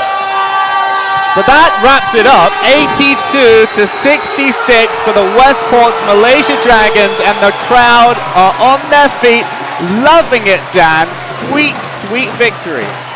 Yeah, outstanding performance by the Dragons tonight. You gotta give credit to them. I mean, there was a lot of talk whether or not the Dragons would repeat their performance against the Bearmen last time, but they've shown the consistency. They've come up strong, and 82 points is a great finish to have. And holding the Slammers to 66 points, the Dragons going to be really happy with their performance tonight. Yes, sir. They will sleep well tonight. They put the effort in, and it was a feisty affair in the end. A few players getting into foul trouble, but the areas that have been weak in previous games were hugely improved for the Dragons, while the Slammers perhaps missed a couple of absentees today. Chonachang Kwahan is one of their most effective defenders, while Aparam Valaichai getting married today, so they'll be back. And they got a few youngsters on the court, some new faces, and Coach Bryant is all about integrating the local players and giving them some minutes on the floor, which is a positive to take into the next game, because what we saw at the start of the season after a slow start, the Slammers actually went from strength to strength, and that was just from gaining experience. Well, one thing you gotta give credit to about the Dragons is they didn't let the Slammers out rebound them enough. So they didn't out-rebound them. It was only a difference between 37 rebounds to the Dragons and 41 rebounds to the Slammers. But when the Slammers took out the Dragons last time, there was a 20 rebound difference. So that was one of the big differences that the Dragons did not let the Slammers take advantage of this time. So they're really getting hold of their weaknesses, and rebounding is definitely one of them that they've shown improvement on. Samuel Monroe is throwing up his bows. They're loving it. You can see the smiles on the faces. The crowd are happy.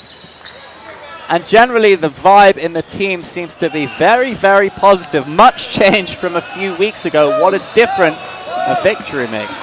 Oh, absolutely. Now they're on a high. They know they've got a good chance to have a strong position to finish off in the league. We're going to go for a commercial break, but don't go away. We'll be right back here live on Fox Sports from MABA Stadium.